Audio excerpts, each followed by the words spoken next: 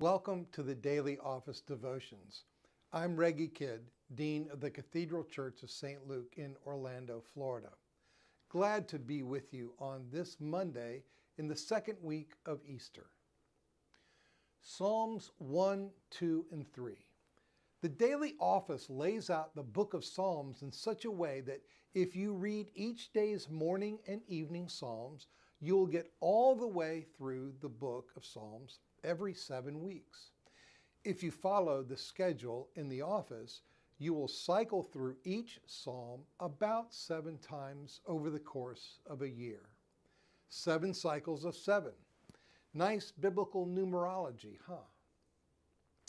It's also an amazing way to immerse yourself in the biblical story.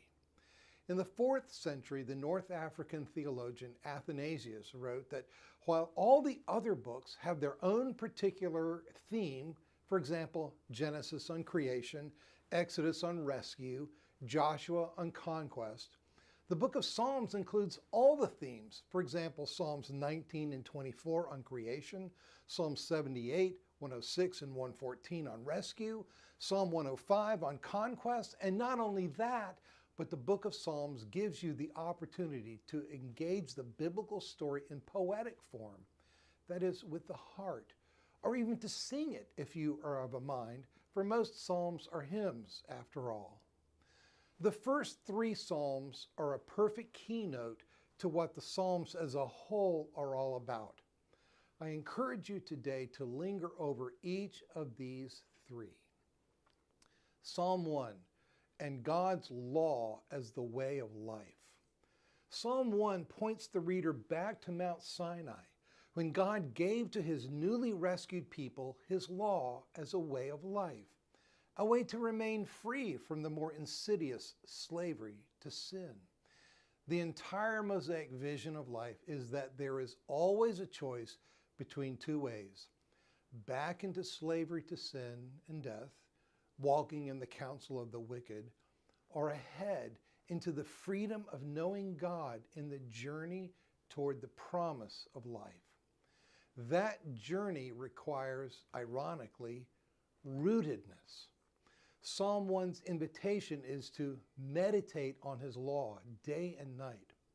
To do so is to plant yourself beside streams of water where your roots can find rich nourishment, and the life that flows into you will flow through you and out to others, bearing fruit in due season. And you will find that even as you age, your inner being can grow and flourish with leaves that do not wither. Psalm 2 and the prophet's plan for God's kingship. Psalm 2 points the reader ahead to the day when God will establish his Son as king on my holy hill of Zion. The entire prophetic vision is that world history is the backdrop for the drama of God's reestablishing his gracious rule in the face of the world's chaos, and of the kings of the earth rising up in revolt, and the princes plotting together against the Lord and against his anointed.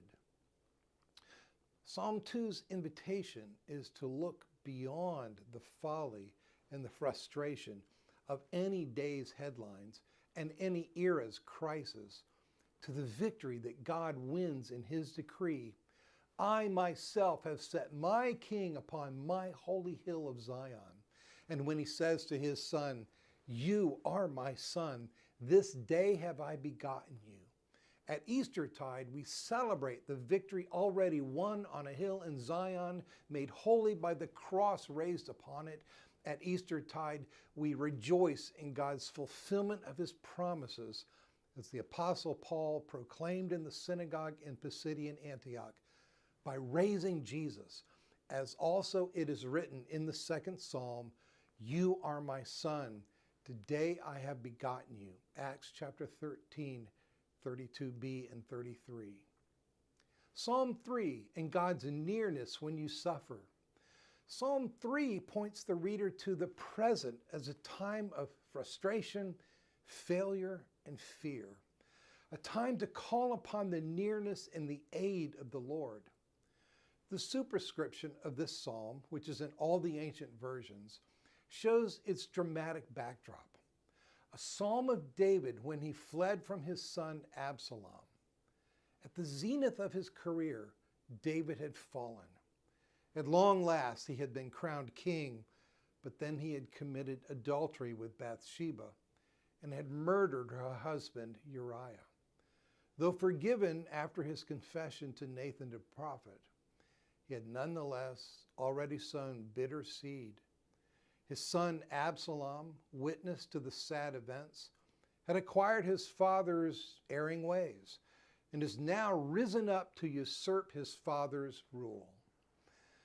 2 Samuel 15 describes the pathetic scene.